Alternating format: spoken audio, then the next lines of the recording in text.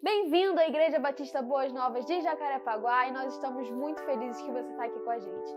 Para acompanhar outros vídeos é só você se inscrever no canal e ativar o sininho. Você também pode nos acompanhar através das nossas redes sociais. Além disso, não deixe de curtir esse vídeo e enviar para todo mundo que você acha que precisa. O nosso culto já vai começar e você faz parte dele. Por isso, durante o louvor, louve com a gente. Durante a oração, ore com a gente. E durante a palavra, abra seu coração para recebê-la. Tenha um bom culto. Olá, meus irmãos, que bom que você está aqui com a gente mais uma vez. A graça e a paz do nosso Senhor Jesus a todos. Mais uma semana passou e nós estamos aqui para louvar e engrandecer ao nome do nosso Deus. Ele tem sido bom nas nossas vidas e a gente quer, uma vez mais, reconhecer a bondade e a misericórdia dele. Por isso, que você possa adorar ao Senhor juntamente conosco. Eu te convido desde já a fechar os olhos para que a gente possa falar com o nosso Deus. Pai querido, Pai de amor, nós te louvamos e te bendizemos por todos os benefícios que o Senhor nos tem feito, Pai. Muito obrigado. A tua fidelidade é uma realidade nas nossas vidas. As suas misericórdias, elas se renovam a cada manhã sobre nós. E nós queremos aqui reconhecer, mesmo não estando juntos fisicamente, o nosso coração está unido a Ti, Pai. E nós queremos Te entregar todo louvor e toda adoração. Ser com esse culto, ser com cada oração, com cada louvor, com cada palavra, com cada versículo que vai ser entoado, recitado aqui, Pai, que seja para a glória do Teu nome. Eu te peço também pela vida de cada irmão que está nos acompanhando nesse momento, nas suas casas, na sala, no quarto, onde quer que nós estejamos, que nós possamos sentir a Tua presença nos nossos corações. É o que nós te pedimos, Pai, no nome de Jesus. Amém e amém.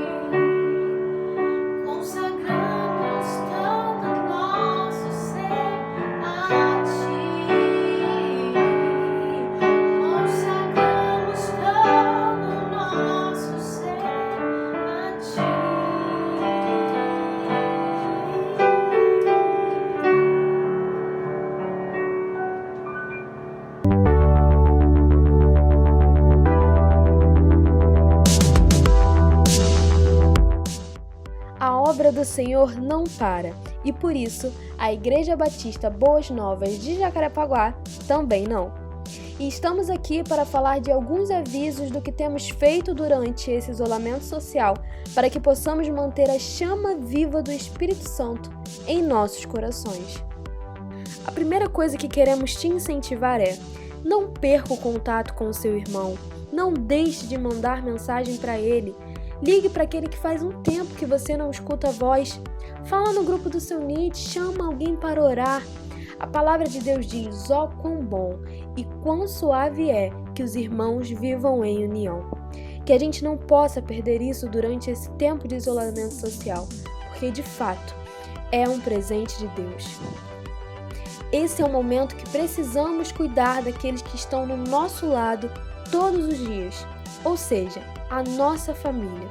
Por isso, nosso pastor preparou para que toda quarta-feira nós tenhamos um culto domiciliar. Esse culto é enviado através dos grupos do NIT no WhatsApp e assim você poderá fazer um culto toda semana em família. As mulheres de oração continuam ativas e todos os dias têm orado por você e por toda a igreja. Se você precisa de alguma coisa, se algo tem incomodado seu coração, coloque aqui embaixo nos comentários. Fale com a gente, porque assim elas estarão orando também por esse pedido. E por último, nós sabemos que esse momento tem sido muito difícil para muitos de nós. Porém, o Senhor continua sendo a nossa fortaleza e o nosso refúgio. E por isso, esse é o momento de você colocar o seu tempo com o Senhor em dia. Não deixe de ler a Bíblia, não deixe de orar e esteja cultivando intimidade com Deus. Permita que o refrigério do Senhor acalme seu coração e te fortaleça para qualquer luta que vier, porque esse é o seu propósito, um adorador e um conhecedor de Deus. Continue junto. Obrigado e tenha uma ótima palavra. Meus irmãos, a palavra de hoje está lá em Gênesis, no capítulo 11, uma passagem extremamente conhecida. Com certeza você já ouviu falar sobre a Torre de Babel. Vamos ler Gênesis 11, do versículo 1 até o versículo 9, que diz assim: Em toda a terra havia apenas uma língua e uma só maneira de falar. Os homens partiram do Oriente e encontraram uma planície na terra de Siná e habitaram ali. E disseram uns aos outros: Venham, vamos fazer tijolos e queimá-los bem. Os tijolos lhes serviram de pedra e o betume de argamassa. Disseram: Venham, vamos construir uma cidade e uma torre cujo topo chegue até os céus e tornemos célebre o nosso nome, para que não sejamos espalhados por toda a terra. Então o Senhor desceu para ver a cidade e a torre que os filhos dos homens estavam construindo. E o Senhor disse: Eis que o povo é um, e todos têm a mesma língua. Isto é apenas o começo. Agora não haverá restrição para tudo o que planejam fazer. Venham, vamos descer e confundir a língua que eles falam, para que um não entenda o que o outro está dizendo. Assim o Senhor os dispersou dali pela superfície da terra, e pararam de edificar a cidade. Por isso a cidade foi chamada de Babel, porque ali o Senhor confundiu a língua de toda a terra. Dali o Senhor os dispersou por toda a superfície dela. Vamos orar? Senhor, nós queremos te pedir mais uma vez a tua bênção. Nós temos um pedido apenas, eis aí a tua palavra, e nós pedimos para que o Senhor possa agir nos nossos corações e nas nossas mentes também. Abra o nosso entendimento para que nós possamos te ouvir e te obedecer. É o que nós queremos, é o que nós pedimos, humildemente, no nome de Jesus. Amém e amém. Bom, meus irmãos, Gênesis 11, famosa história da Torre de Babel. Mas antes da gente falar propriamente do texto, a gente precisa ver o contexto dessa passagem. Nós estamos no livro de Gênesis, um livro que fala sobre o início de todas as coisas. Você sabe que Gênesis conta o início da criação, Gênesis 1 e 2, como a terra existiu, passou a existir. Conta também o início do povo de Israel, o povo de Deus. Como Deus chama Abraão, no capítulo 12 de Gênesis, e dele faz uma família, e da família faz uma verdadeira nação, o povo de Deus. Mas, infelizmente, nós também temos o lado ruim da história. o início do pecado e da ação do pecado no mundo. Gênesis 3 vai falar da desobediência de Adão e de Eva, de como eles pegaram o fruto proibido, o fruto do conhecimento do bem e do mal, e desobedeceram a Deus comendo daquele fruto. Dali em diante, irmãos, a impressão que nós temos é que o mal foi se alastrando e se intensificando no mundo. Se em Gênesis 3 nós temos uma simples, entre aspas, desobediência, o que nós temos em Gênesis 4, logo no início, é um fraticídio, ou seja, o assassinato de um irmão contra outro. Como não fosse o suficiente esse verdadeiro drama familiar, nós temos no final do capítulo 4, Lameque, descendente de Caim, que mata não uma, mas duas pessoas. Inclusive uma delas por um motivo bobo, tosco, porque havia pisado no seu pé. Mas ainda não sendo o suficiente, Lameque, depois de cometer esse homicídio duplo, ele ainda conta para as suas esposas o que ele havia feito em forma de poesia. Se você for lá no finalzinho do capítulo 4 de Gênesis, você vai ver Lameque contando a história e o relato, em algumas versões, está entre aspas, porque aquilo representa uma poesia, uma canção. É como se Lameque tivesse orgulho do que havia acabado de fazer, matado duas pessoas. Portanto, a gente vê que o pecado ele vai numa crescente, começa com uma desobediência, já passa depois de um tempo para um assassinato, e o pecado vai assim se desenvolvendo. Até que a gente chega lá em Gênesis 6, quando o pecado toma tal proporção que Deus chama Noé e fala, olha, constrói uma arca, porque eu vou mandar um dilúvio. E depois de 40 dias e 40 noites, aí sim vai parar de chover. E é isso que acontece. Deus salva uma família na sua graça, na sua misericórdia. E depois do dilúvio, depois que todas as coisas já estavam novamente no seu lugar, Deus dá ordem para Noé e para seus descendentes. Deus diz, olha, povoem a terra, vão, sejam fecundos, se multipliquem, se espalhem e gerem novas vidas. Não fiquem aqui em um lugar somente, mas povoem toda a terra. Essa é a ordem que Deus dá para os descendentes de Noé. E aí, finalmente, nós chegamos no capítulo 11. E logo no início do capítulo, nós já identificamos que o pecado continua na vida do ser humano. Olha o que diz o versículo 3. E disseram uns aos outros, venham, vamos fazer tijolos e queimá-los bem. Os tijolos lhes serviram de pedra e o betume de argamassa. O versículo 4 ainda diz, disseram, venham, vamos construir uma cidade e uma torre cujo topo chegue até os céus. A ordem de Deus, no capítulo anterior, era que eles se espalhassem pela terra, mas aqui nós vemos os homens decidindo. Eles falam, como um acordo, venham, vamos fazer isso. Não é uma ordem, é um chamado, é um combinado, um acordo. E os homens deliberadamente decidem desobedecer a Deus novamente. Engraçado, né? Que o pecado ele começa, geralmente, é o que a gente consegue perceber olhando o Éden e agora Babel, começa com uma desobediência, que é algo geralmente simples. Eva resolveu comer, Adão resolveu comer o fruto, e aqui em Babel os homens decidem permanecerem no mesmo lugar. Eles decidem fazer uma cidade, e nessa cidade fazerem uma torre. Meus irmãos, o primeiro pecado que a gente percebe aqui é a rebeldia contra Deus, a rebelião contra o Senhor. Na verdade, pecado é justamente isso, é a transgressão da lei, é a desobediência dos mandamentos do Senhor. E nós não podemos achar que as leis de Deus, elas existem simplesmente para nos tolir de alguma coisa. A palavra de Deus é vida, os mandamentos de Deus são doce como mel, o salmista vai dizer. Portanto, toda vez que nós estivermos diante de um mandamento de Deus expresso na palavra, nós precisamos dobrar a nossa vontade e não conspirar contra o Senhor. Porque foi isso que os homens de Babel fizeram. Eles se uniram e decidiram deliberadamente pecar contra o Senhor, se rebelar contra ele. Eu quero chamar a sua atenção porque o texto de Babel, aqui Gênesis 11, ele vai nos mostrar um conceito de idolatria, um pouco diferente do que a gente está acostumado. Quando a gente vai lá para Romanos, no capítulo 1, nós temos ali um verdadeiro tratado de Paulo a respeito da idolatria. E Paulo vai dizer que os homens trocaram a glória de Deus pela glória de animais, pela glória de coisas criadas, como animais, aves, répteis e coisas do tipo. Mas a gente não pode se esquecer que o ser humano também faz parte da criação, ele é a criatura de Deus. E quando o homem troca a glória de Deus pela sua própria glória, então ele é um idólatra.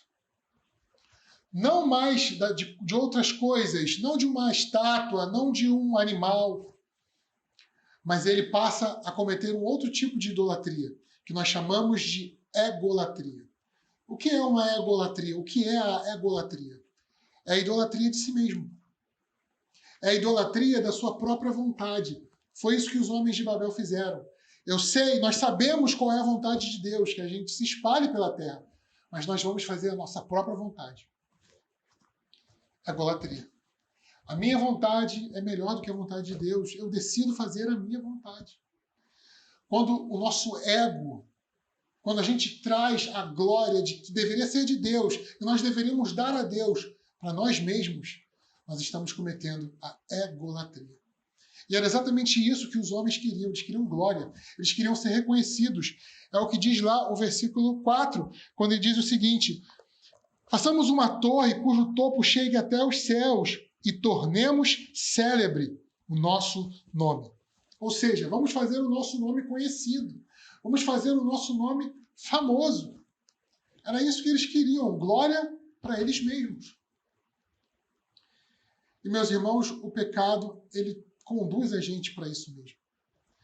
A olharmos primeiro para nós mesmos. Quando você sabe que algo é pecado e você decide pecar mesmo assim, você está priorizando o seu prazer. Você está dando glória para o seu pecado, para si mesmo, para a sua satisfação momentânea e passageira. A glória que devia ser para Deus é dada a você mesmo e ao seu pecado. O que, evidentemente, é um erro, é um pecado grave contra o Senhor. Você vai ver que o homem, por conta da sua raiz pecaminosa, ele quer a glória para si. Ele quer ser reconhecido. O homem ele quer ser aprovado. Ele quer ouvir elogios. Ele quer, depois de fazer o seu trabalho, ouvir das pessoas: e aí, fui bem? Ainda que muitas vezes ele não pergunte, mas um elogio faz um carinho no ego. E tem pessoas que vivem para isso. Tem pessoas que vivem para si mesmas. Esses eram os homens de Babel. E, infelizmente, esse é o retrato de muitas pessoas ainda hoje em dia. O homem quer a glória para si. O homem ele quer chegar, como diz aqui o texto, até o céu. Na verdade, o que ele quer é tomar o lugar de Deus. O homem ele quer ser como Deus. E isso é algo que está presente na humanidade há muito tempo. Lá no Éden, foi esse o argumento da serpente que dobrou Eva. Quando a serpente disse: olha, se você comer do fruto do bem e do mal, você vai ser conhecedora do bem e do mal, assim como Deus é. E aí ela comeu. É assim aqui também em Babel. Olha, nós vamos chegar até o céu. Quando eu chegar no lugar onde Deus habita, então eu serei Deus. Porque quem mora no céu é Deus. Eu vou fazer o meu nome conhecido. O nome de quem é que deve ser conhecido? O nome de Deus. Na verdade, o que o homem quer é ser como Deus. É o que a gente vê também lá no livro de Isaías, no capítulo 14, quando o profeta fala a respeito do rei da Babilônia. Interessante que tem uma ligação, né? Nós estamos falando sobre Babel, agora eu estou citando o rei da Babilônia, Babel, Babilônia. E o rei da Babilônia, diz Isaías 14, que ele queria no seu coração subir no mais alto céu e estabelecer o seu trono acima das nuvens, acima das estrelas. Ele queria ser como o Altíssimo. Está escrito lá em Isaías 14, versículos 13 e 14 também. Inclusive, algumas pessoas atribuem essa passagem ao próprio Satanás, à própria serpente, que queria ser como Deus era, que queria ser semelhante ao Altíssimo. Portanto, não só aqui em Babel, mas em toda a Bíblia nós vemos que o homem ele tem esse desejo, essa vontade de ser como Deus. E não é diferente nos nossos dias. A gente pode ver o homem do século XXI, o homem do século XXI acha que ele é Deus. Porque as suas tecnologias estão tão avançadas, ele acha que pode tomar o lugar de Deus, ele sabe mais do que Deus. Não, a Bíblia? Não, isso aí, deixa isso para lá, não, isso aí é muito antigo, é arcaico, é primitivo. Quem sabe são os filósofos tal. O homem ele quer tomar o lugar de Deus. Veja bem, está muito claro, aqui no versículo 3, vamos ler de novo. E disseram uns aos outros, venham, vamos fazer tijolos e queimá-los bem. Os tijolos lhes serviram de pedra e o betume de argamassa. Preste atenção. Fabricar tijolos nessa época aqui era algo de última geração. Hoje, quando a gente olha para esse texto, hoje que a nossa tecnologia está tão avançada, o homem já chegou até a Lua, nós temos a medicina tão avançada, fabricar tijolos pode parecer uma coisa bem simples. Mas nós estamos em Gênesis 11, no início do início. Os homens de Babel achavam que com a sua tecnologia eles conseguiriam chegar até o céu. Evidentemente não conseguiram. Hoje o homem, ele acha, a egolatria, ele é tão cheio de si mesmo, que ele acha que ele pode tudo por conta da sua tecnologia avançada. Mas não é assim, meus irmãos. Basta um vírus para o homem do século XXI perceber que as suas construções, assim como Babel, não chegam em lugar nenhum se não tiver a bênção de Deus. Na verdade, a gente acha o povo lá de trás muito primitivo, mas o Egito caiu com 10 pragas. A gente, um vírus, e o sistema de saúde do mundo inteiro entra em ruína. Será que nós somos tão avançados assim? Será que nós progredimos tanto assim? O homem é cheio de si mesmo, mas basta um pequeno vírus para a gente ver quão frágil e quão frágeis são as nossas construções. Não, meu irmão, o homem, com toda a sua tecnologia, não pode alcançar o céu e nem ser como Deus. E é interessante a consequência dessa egolatria. Porque lá no versículo 6 e no versículo 7, nós vemos o que dizendo assim, e o Senhor disse, eis que o povo é um, e todos têm a mesma língua. Isto é apenas o começo, agora não haverá restrição para tudo que planejam fazer. Venham, vamos descer e confundir a língua que eles falam, para que um não entenda o que o outro está dizendo. Uma consequência dessa egolatria é a presunção. Uma consequência dessa egolatria é o orgulho. E a gente sabe que o orgulho precede a queda. E como foi a queda de Babel? Confusão. Deus desceu e ele confundiu as línguas e ele fez os idiomas, digamos assim, para que um não entendesse o que o outro dissesse, para que um não entendesse o que o outro estava falando. E essa é uma consequência natural das pessoas que se acham deuses, das pessoas que querem ser como Deus. Elas são confundidas. Engraçado que o próprio rei da Babilônia também vai nos ensinar isso. Nabucodonosor. Você conhece a história desse rei? Se existiu um rei na Bíblia que sonhou muito, foi Nabucodonosor. Como sonhava esse rei? E uma das vezes que ele sonhou e não tinha entendido o seu sonho, ele chama Daniel, profeta de Deus, que tinha o dom de revelação, de revelar os sonhos, o significado dos sonhos. E ele conta para Daniel que ele viu no sonho dele uma árvore bem grande, e essa árvore tocava o céu. E essa árvore era vista por todos na terra inteira. E aí ele pergunta para Daniel o que significa aquele sonho para ele. E Daniel interpreta, ele diz, rei Nabucodonosor, essa árvore é você mesmo. Você quis chegar até o alto céu, tocar no céu. E você quis ser como Deus, você quis que os homens olhassem para você e te admirassem como Deus. Mas no sonho apareceu um anjo, e o anjo mandava cortar essa árvore. E a punição do rei Nabucodonosor foi justamente confusão.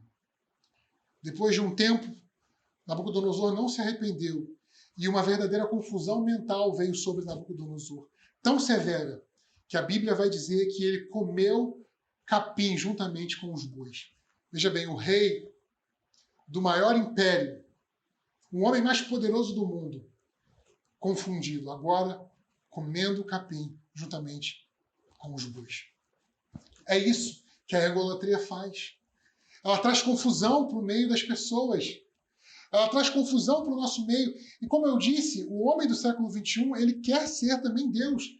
E veja, preste bem atenção, veja se não existe uma confusão mental, uma confusão sociológica. O homem, eles dizem, ele nasce homem.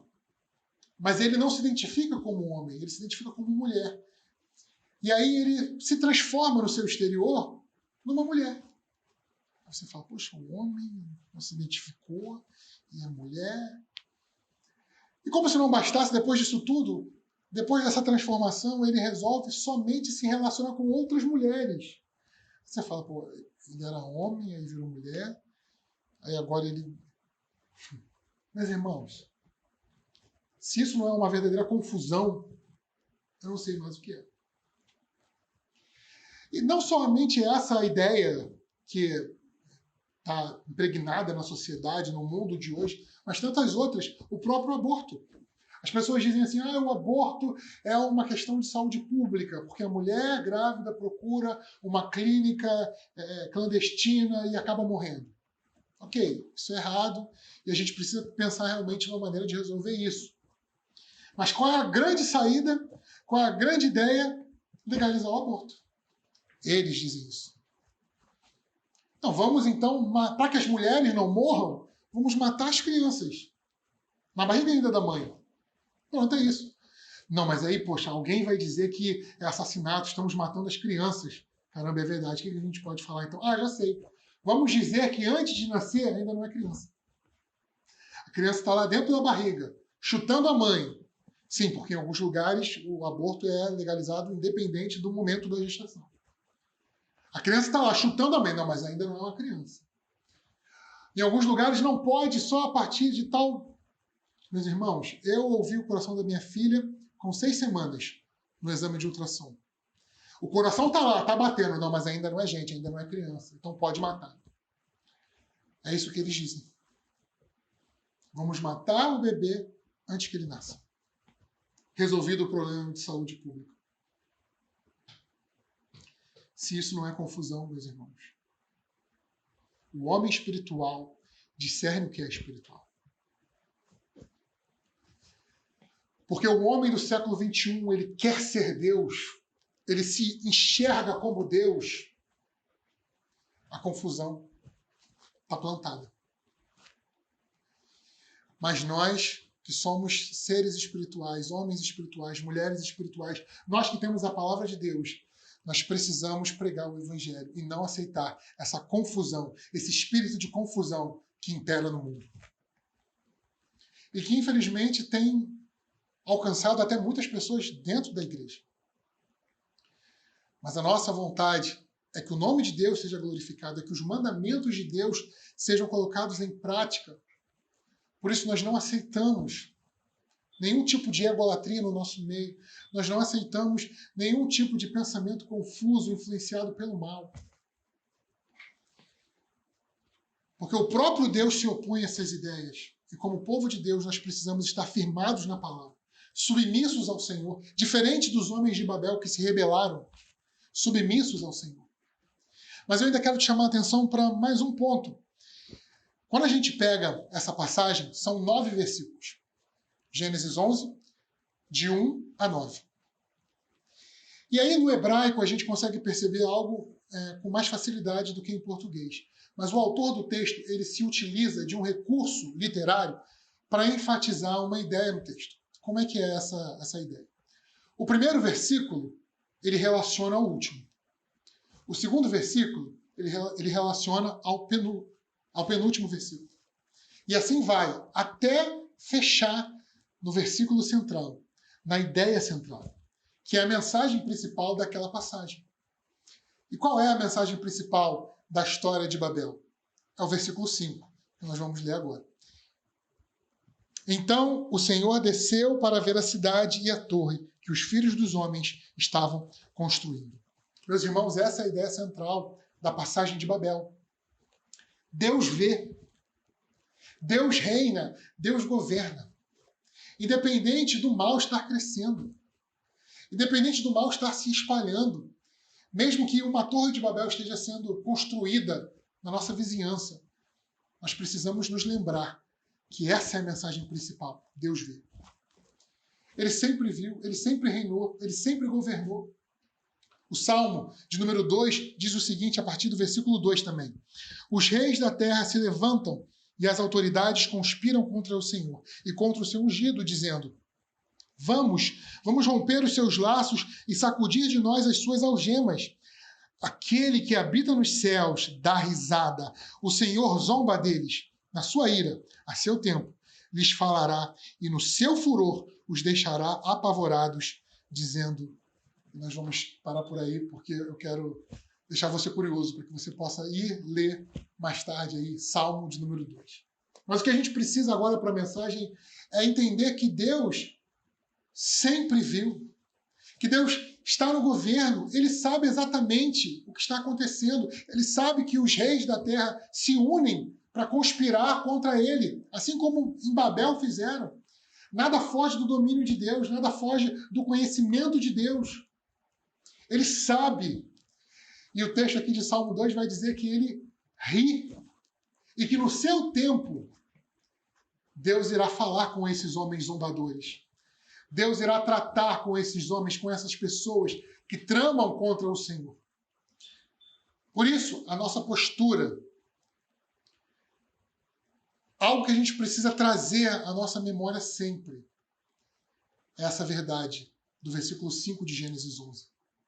Deus vê, ele reina, ainda que o mal esteja se alastrando, como é a ideia, a gente começou falando aqui de Gênesis 11, como o contexto de Gênesis 11, o mal, o pecado crescendo, se alastrando pelo mundo. Às vezes a gente olha para tanta notícia ruim, para tanta coisa errada que está acontecendo, e a gente tem essa impressão de que o mal está crescendo. Mas, meus irmãos, deixa eu te lembrar que a Bíblia, já no capítulo 4 de Gênesis, ela começa com um assassinato. O pecado foi tão intenso que até mesmo Deus precisou mandar um dilúvio. Deus reina, independente do avanço do mal. Deus governa. Nós precisamos lembrar disso sempre, meus irmãos. Toda vez que ele bater aquele desespero, aquele medo, porque as notícias são terríveis, se lembre, Deus vê. Ele está no governo. Ele está no controle de todas as coisas. Eu digo isso, meus irmãos, porque eu tenho percebido que a igreja tem se esquecido dessa verdade. A igreja tem se esquecido de que Deus vê, de que Deus reina. E porque nós nos esquecemos disso, muitas vezes a gente acha que a gente precisa fazer alguma coisa. A gente acha que está nos nossos ombros lutar para que o mal pare, para que o mal não avance. A gente se esquece que Deus está reinando, que Deus está governando todas as coisas. E a gente acha que a gente tem que lançar mão das nossas ferramentas. E que tipo de ferramenta é essa que eu estou me referindo? Um tipo de ferramenta que nós temos como pessoas, como seres humanos, como cidadãos, por exemplo, é o voto. Quanta gente não diz, eu vou votar no fulano de tal. E se eu votar no fulano de tal, ele vai frear a maldade. E a violência vai cair, e a ideologia de gênero não vai ser mais ensinada nos colégios. Essa é uma das armas que nós, como seres humanos, temos, uma das ferramentas que nós temos. Por outro lado, talvez alguém vai dizer assim, não, meu Deus, o racismo está muito forte, está muito mais intenso do que antes, nós precisamos fazer alguma coisa. Já sei o que eu vou fazer, vou militar. Veja bem, eu não estou dizendo que você não pode militar. Eu não estou dizendo que você não pode votar, que você não deve votar. Muito pelo contrário, você precisa votar sim, e votar bem, e votar consciente. Você pode protestar sim, pacificamente, claro, mas o que nós não podemos fazer é nos esquecermos de que Deus reina. O que nós não podemos fazer é colocar a nossa confiança no voto certo. O que nós não podemos fazer é colocar toda a nossa esperança na militância humana. Nosso coração precisa estar em Deus. E nós precisamos trazer à memória a mensagem central de Gênesis 11, a mensagem central da Torre de Babel é que Deus vê, Deus reina, Deus governa. Eu tenho percebido a Igreja de Cristo tão aguerrida, porque a gente se esquece dessa verdade que Deus reina. Eu tenho visto a igreja tão engajada e tantas vezes tão agressiva. Muitas vezes agressiva irmão contra irmão. Integrantes da mesma família brigando por questões políticas, por questões sociais. E o mundo talvez pode até ser assim. Mas a igreja tem que ser diferente. A igreja precisa lembrar que Deus reina, que Deus vê, que Deus governa. A igreja precisa lembrar que a nossa arma não é uma arma humana. As nossas armas são espirituais, fortes em Deus. A nossa luta não é contra carne nem sangue. A nossa luta não é contra bandidos. Claro que a gente vai se proteger. A nossa luta, ela não é contra os pedófilos. Claro que nós vamos proteger as nossas crianças. A nossa luta não é contra racistas. Óbvio que nós vamos sempre nos posicionar contra o racismo. Mas a nossa luta, a palavra nos diz, é contra principados e potestades, dominadores desse mundo tenebroso. Lance mão das ferramentas humanas também, claro, vote, proteste pacificamente. Mas antes de fazer tudo isso, dobre o seu joelho. Converse com alguém, debata. Debater não é nenhum pecado, não é nenhum problema. Debater de maneira saudável. Converse com alguém, discuta as ideias. Mas não ataque a pessoa. Eu tenho visto irmãos em Cristo dizendo, fulano de tal não pode ser crente. Meus irmãos, essa não pode ser a nossa postura. Fulano de tal votou nele, não acredito. Não é crente. Independente do lado ideológico, esquerda ou direita, a nossa luta não é contra partidos políticos, a nossa luta não é contra ideologias humanas, a nossa luta é espiritual. Você precisa entender isso. Você precisa se lembrar que o nosso Deus, essas questões partidárias, direita, esquerda, isso é muito superficial. A luta é muito mais profunda, vai muito mais além. Nós precisamos lutar da maneira que Deus quer que a gente lute, ou seja, exerça a sua cidadania com os joelhos dobrados. Não diante dos homens, não diante da maldade, mas diante do Senhor. Numa atitude diferente dos homens de Babel, que não se curvaram diante de Deus, mas acharam que com os seus avanços tecnológicos poderiam instaurar o céu na terra. Meus irmãos, com os nossos avanços sociais, nós também não conseguiremos. A única maneira de sentir a presença de Deus e de viver um pouco do céu nessa terra é dobrando o seu coração, a sua vontade, o seu ego diante do Senhor. Nós possamos nessa noite, nessa oportunidade, fazer um autoexame e obedecer a palavra de Deus. Tomar o exemplo dos homens de Babel e pararmos com toda a rebelião contra o Senhor Jesus. Que a gente possa fazer um autoexame e mudar aquilo que precisa ser mudado em nós mesmos. Talvez o que você precise é simplesmente dizer, Senhor, eu abro mão da minha vontade para fazer a sua. Quantas pessoas estão colhendo os frutos da sua desobediência no mundo e dentro da igreja? Mas a Torre de Babel, ela vem nos ensinar que o nosso Deus está no governo de todas as coisas. A Torre de Babel vem nos mostrar que não vale a pena fazer a nossa própria vontade contra a vontade de Deus. A Torre de Babel nos ensina que não importa o tamanho da nossa construção, diante de Deus ela é mínima. E eu encerrei agora essa mensagem, estou encerrando, fazendo críticas, algumas críticas à postura da igreja como um todo, mas são críticas obviamente positivas. E talvez alguém diga, está vendo? A igreja tem muitos defeitos. É verdade, nós não somos perfeitos. A diferença é que em Babel, depois que veio a confusão, os homens abandonaram a obra. Mas no que se trata da igreja, o construtor, aquele que começou a boa obra, ele é fiel para terminar. A obra do pecado, o resultado da obra do pecado é confusão. Mas o resultado da obra do Espírito Santo na igreja é a reconciliação.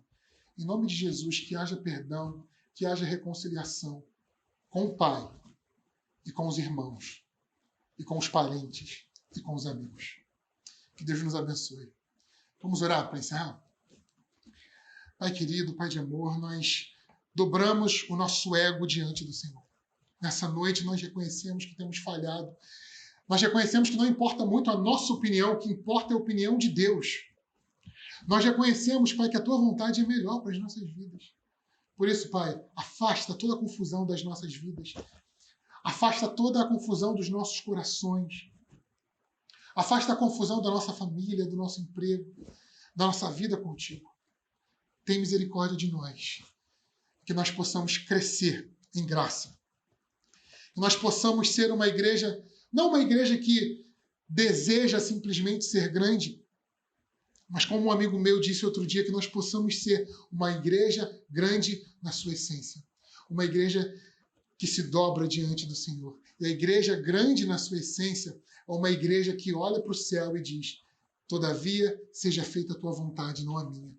É uma igreja que quer fazer o nome de Jesus conhecido. Santificado seja o teu nome, não o nosso. Ajuda-nos, Deus, nessa tarefa. Ajuda-nos, Deus, a dobrar o nosso ego. Cessa, Senhor, toda rebelião no meio do teu povo. E que nós possamos ser verdadeiramente a igreja que o Senhor quer que a gente seja. É o nosso pedido nessa ocasião, nesse culto. No nome de Jesus. Amém.